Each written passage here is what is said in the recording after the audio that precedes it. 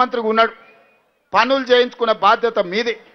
మరి మీ తరఫున మాట్లాడాలంటే మీ తరఫున మాట్లాడే మనిషి మీ ప్రతినిధిగా ఉండాలి కదా. అట్లాంటిది వాళ్ళకు 3 సార్లు ఇచ్చిండ్రు. కేటీఆర్కు 2 సార్లు 10 ఏళ్ళు మంత్రి పదవి ఇచ్చిండ్రు. బీజేపీ కిషన్ రెడ్డి ఇవాళ కొత్తగా సమస్యలు చూసినట్టు మాట్లాడుతున్నా. అయ్యో మట్టి ఉంది గీడ బుడుతుందని. కిషన్ రెడ్డి ఎక్కడి నుంచి వచ్చినవా నువ్వు? 2014లో దత్తన్న ఉండే, 2019లో నువ్వే మంత్రి అయినావు, 2023లో మళ్ళీ నువ్వే గెలిచినావు. మోడీ 3 సార్లు ప్రధానమంత్రి అయిండు. మరికి మట్టి తీసి సీసీ రోడ్లు వేయాలని మనం తెచ్చినవా? బోడబండకి ఎప్పుడైనా నీ ఎంపీ నిధుల నుంచో కేంద్ర మంత్రిగా 10 పైసలన్నా తీసుకొచ్చినవా? ఇవాళ పన్లిక్కులు ఇచ్చుకుంటూ వచ్చిన అయ్యో మీకు సమస్యలు ఉన్నాయి, మీ సమస్యలు పరిష్కరిస్తామని. ఈ దేశానికి ప్రధానమంత్రిగా నరేంద్ర మోడీ ఉన్నాడు. ఏం తెస్తావో తీసుకురా, ఇంకా 10 రోజులు ఉంది పోలింగ్. ఏం తెస్తావో ఢిల్లీ నుంచి, అంతేగాని గల్లీలలో వచ్చి ఇవాళ 1, 2 అని కథలు చెప్తున్నాడు. పార్లమెంట్ ఎన్నికల్లో బీఆర్ఎస్ వాడు ఓట్లన్నీ బీజేపీని కేపించిండు.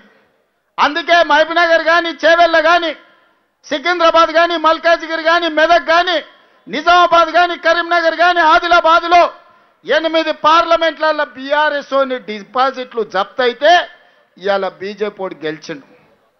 కేంద్రంలోనేమో బీజేపీ కోట్లు వేయాలి, రాష్ట్రంలో బీఆర్ఎస్ కోట్లు వేయాలని ఇవాళ బీజేపీ డిపాజిట్ కూడా ఓగొట్టుకొని బీఆర్ఎస్ వాళ్ళని గెలిపించడానికి ప్రయత్నం చేస్తుంది. ఆలోచన చేయండి. వీళ్ళ కుమ్ముక్కు రాజకీయాలు, వీళ్ళ ఫెవికాల్ బంధం. మొదటి రోజు కేటీఆర్ మాట్లాడతాడు, 2వ రోజు కిషన్ రెడ్డి మాట్లాడతాడు. వీళ్ళిద్దరికి ఫామ్ హౌస్లో కూర్చొని ఇవాళ ఆయన నీతులు చెప్తాడు. ఇక కేటీఆర్ అయితే చెప్తున్నాడు, చెల్లెలు సునీతమ్మని గెలిపించండి, ఆమె కన్నీళ్లు దూడవండి అని. వెనకటికి ఎవడోనంట సొంత చెల్లెలకు అన్నం పెట్టలేదంట, కానీ చిన్నమ్మ బిడ్డకు బంగారు గాజులు చేపిస్తా అన్నాడంట. ఓరి సన్నాసి, నీ తోడబిట్టిన చెల్లెలు, నీ సొంత చెల్లెలు ఆస్తి ఇవ్వాల్సి వస్తుందని ఇంట్లోకెళ్ళి బయటకు పంపించినవని ఇవాళ నీ సొంత చెల్లెలు మా పాలమూరు జిల్లాకు వచ్చి ఏడిసింది నిన్ననే. నీ సొంత చెల్లెలనే చక్కగా చూసుకోక నీ నాయన సంపాదించిన 1000 కోట్ల అక్రమ ఆస్తిలో చెల్లెలకు వాటా ఇవ్వాల్సి వస్తుందని సొంత చెల్లెలనే ఇంట్లోకెళ్ళి ఎలగొట్టిన దుర్మార్గుడివి. ఇవాళ నువ్వు మాగంటి సునీతమ్మను నువ్వు మంచిగా చూసుకుంటావా? మా అక్కలు నమ్మాలనా నిన్ను? ఇవాళ అడుగుతున్న ఎవడైనా సొంత ఇంటి ఆడబిడ్డను మంచిగా చూసుకోనోడు ఇవాళ మన చిన్నమ్మ బిడ్డలను, పక్కింటి ఆడపిల్లలను మంచిగా చూసుకుంటాడా? ఒకసారి ఆలోచన చేయరు.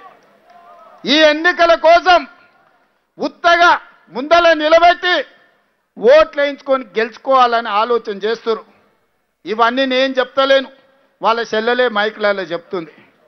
ఇవాళ మీ చెల్లెలు అడిగే ప్రశ్నలకు నువ్వు సమాధానం చెప్పు సిగ్గుంటే. నీ చెల్లెలే చెప్పింది కదా, మా నాయనని అడ్డం పెట్టి వీళ్ళు 1000 కోట్లు సంపాదించారు దుర్మార్గులు, ఇవాళ మా నాయన మీదకి కేసులు వచ్చినాయి, మొదట వీళ్ళందరినీ జైలు వేసి లాగులలో తొండలు ఇచ్చి కొట్టండి వాళ్ళ సొంత చెల్లెలు చెప్తుంది. ఇంకా ఇంతకంటే ఇంకెవరైనా చెప్తారా? ఏ ఆడబిడ్డ అయినా పుట్టింటి మీద ఆరోపణలు చేయదు. తనకు కష్టం వచ్చినా, నష్టం వచ్చినా, దుఃఖం వచ్చినా, అత్తగారి ఇంట్లో వేధింపులున్నా పుట్టినిల్లు మంచిగా ఉండాలి, తల్లిదండ్రుల కీర్తి గొప్పగా ఉండాలి, తోడబుట్టినోడు చల్లగా ఉండాలని కోరుకుంటారు. కానీ ఈ దుర్మార్గులు ఎన్ని కష్టాలు పెడితే సొంత చెల్లెలే వీళ్ళు దుర్మార్గులు, వీళ్ళని ఈపులు వాళ్ళకు కొట్టాను అని చెప్తుందో ఒకసారి ఆలోచన చెయ్యండి. అందుకే నేను చెప్పిన, సొంత చెల్లెలకు అన్నం పెట్టినోడు చిన్నమ్మ బిడ్డకు బంగారు గాజులు చెప్పిస్తా అంటే ఎవడన్నా నమ్ముతాడా? అందుకే మిత్రులారా, ఇవాళ మీరందరూ ఆలోచన చేయండి.